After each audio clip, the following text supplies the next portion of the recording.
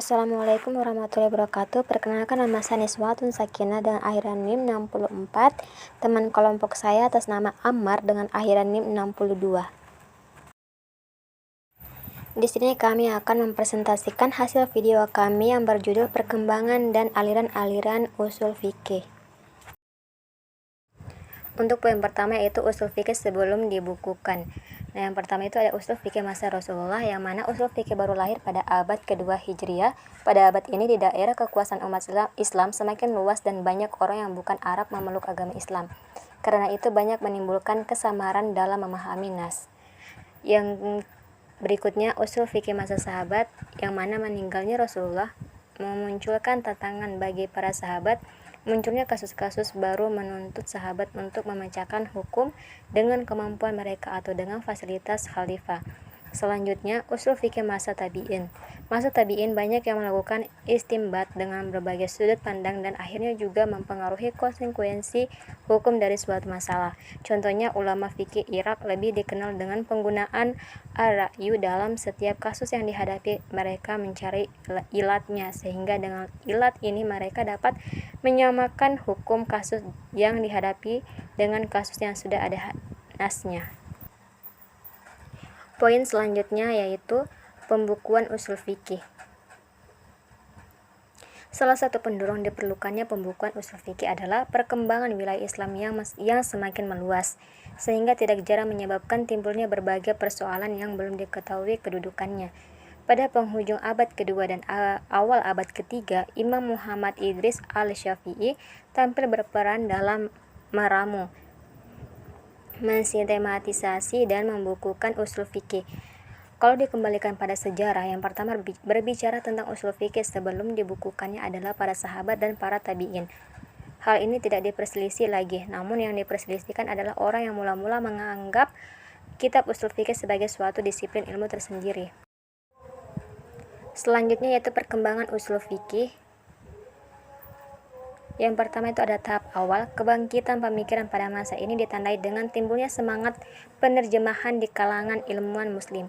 Selanjutnya tahap perkembangan. Khusus di bidang pemikiran fikih Islam abad 4 Hijriah, ini mempunyai karakteristik tersendiri dalam kerangka sejarah tasyri' Islam.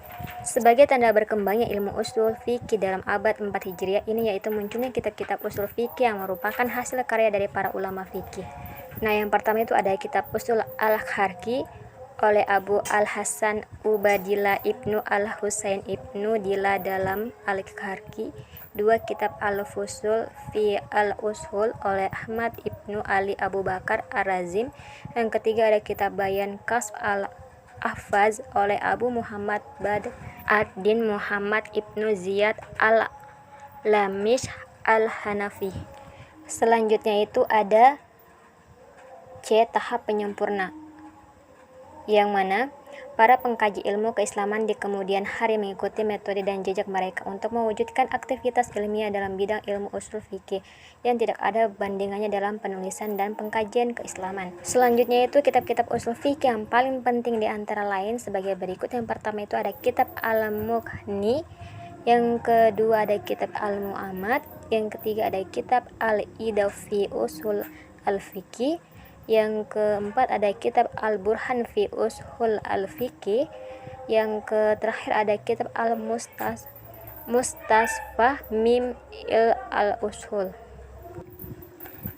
Selanjutnya itu ada aliran-aliran dalam ushul fikih. Aliran pertama disebut aliran Syafi'iyah dan jumhur mutakalimin ahli kalam.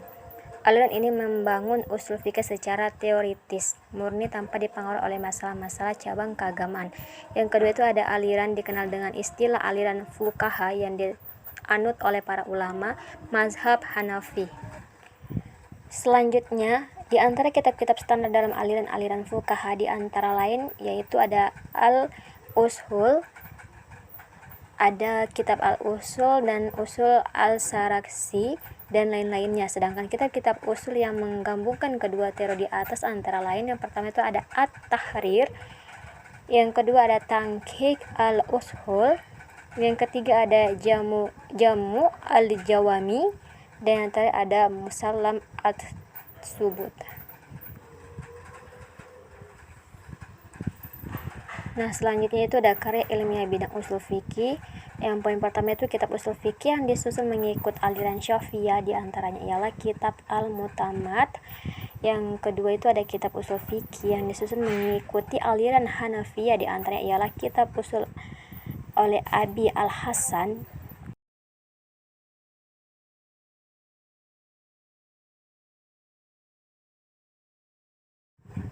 Kitab Al-Jam'u Al-Jawami.